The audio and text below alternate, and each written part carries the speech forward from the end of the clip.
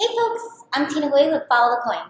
Welcome to this snippet of Bit News. We've got some urgent breaking news to report and share with everyone in the Bitcoin space. So let's dig in. Well folks, as we all sat here in eager anticipation of the Bit license this month, the Financial Crimes Enforcement Network, otherwise known as FinCEN, which is a division of the Treasury Department, has issued 2 administrative rulings today that will clarify the rules surrounding businesses that exchange virtual currencies like Bitcoin for government-issued currencies. In both cases, FinCEN said the businesses should have the same status as currency dealers or check cashers and would have to register with the agency and comply with relevant regulations. What does this mean? It means that they will be classified as money service businesses, also known as MSBs. That's right, we will repeat it again. The administrative ruling regarding guidance pertaining to virtual currency exchanges for custodial Bitcoin exchanges, trading platforms, and payment processors ruled today, Monday, October 27, 2014, that such companies may be considered money services businesses under U.S. law effective today. The administrative ruling essentially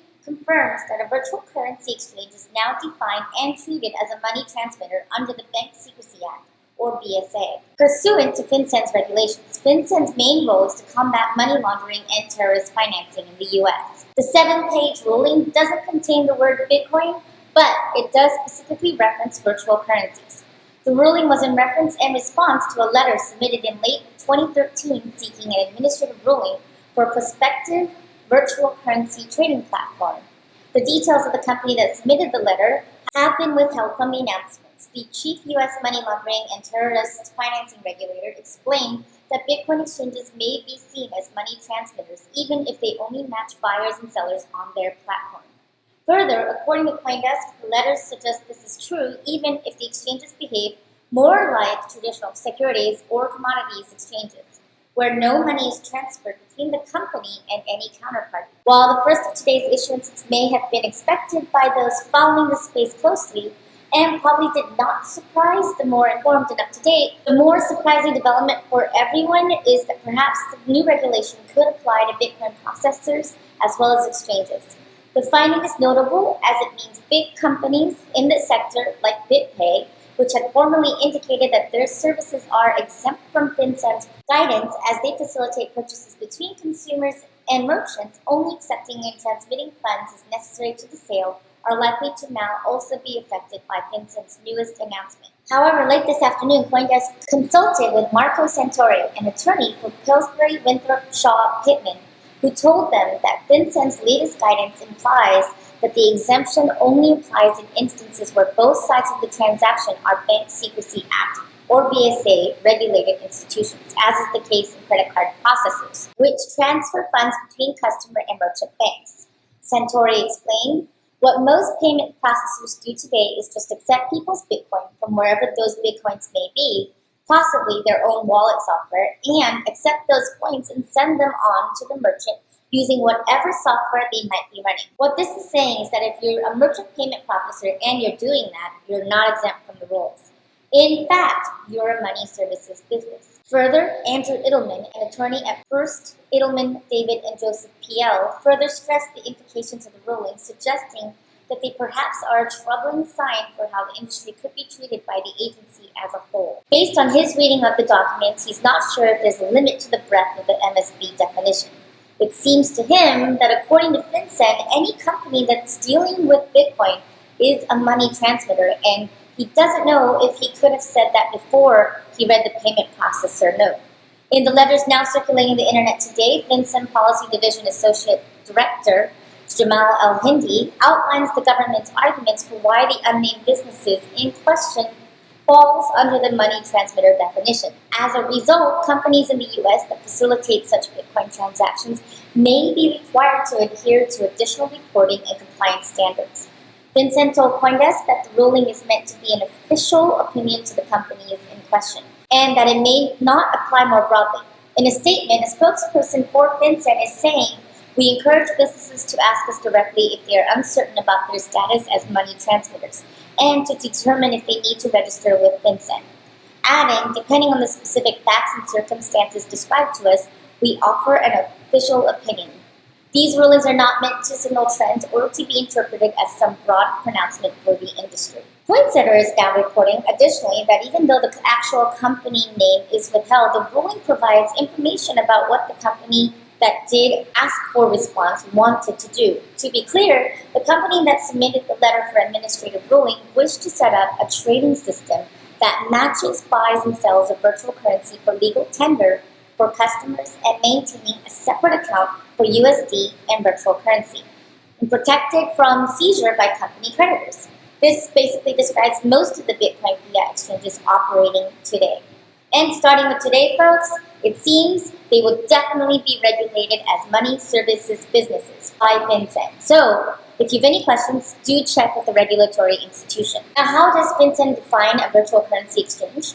The rule defines the term money transmitter to include a person that provides money transmission services or any other person engaged in the transfer of funds.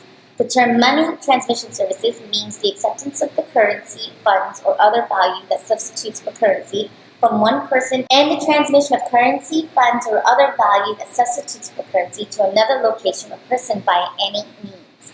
As explained in the guidance, a person is an exchanger and a money transmitter if the person accepts convertible virtual currency from one person and transmits it to another person as part of the acceptance and transfer of currency funds or other value that substitutes for currency. Yep, that is naming a lot of folks. Additionally, CoinSetter has detailed that FinCEN also explicitly threw out the argument the fact that customers that don't know each other during a trade means the MSB applications are not applicable. In fact, FinCEN views two money transmission transactions for each trade that is executed on a virtual currency exchange, one between the exchange and the customer who wants to buy virtual currency, and another between the exchange and the customer who wants to sell virtual currency.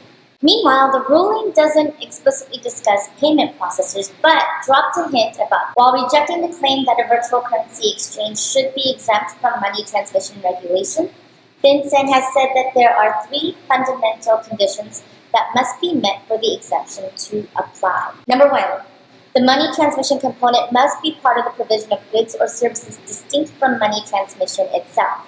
Number two, the exemption can only be claimed by the person that is engaged in the provision of goods or services distinct from money transmission. And number three, the money transmission component must be integral, that is necessary for the provision of the goods or services. This seems to suggest that payment processors should be exempt from these regulations. Money transmission for the sole purpose of trading and not necessarily part of another non-money transmission service would be classified as money transmission and regulated accordingly.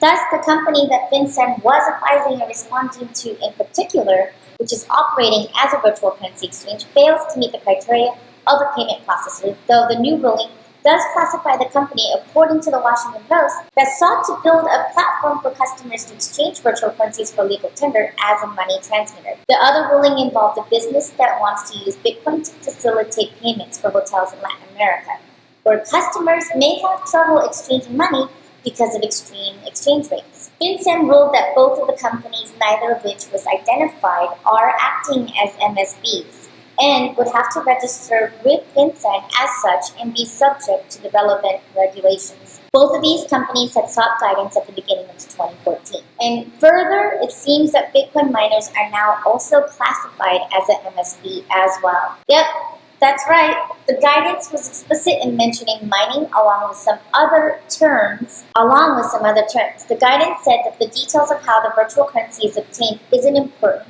in the classification as an MSB. How a user engages in obtaining a virtual currency may be described using any number of terms such as earning, harvesting, creating, auto-generating, manufacturing, or purchasing, depending on the details of the specific virtual currency model involved. The label applied to a particular process of obtaining virtual currency is not material to its characterization under the BSA. Whether a person is deemed to be an MSB depends on how that person uses the convertible virtual currency and for whose benefit.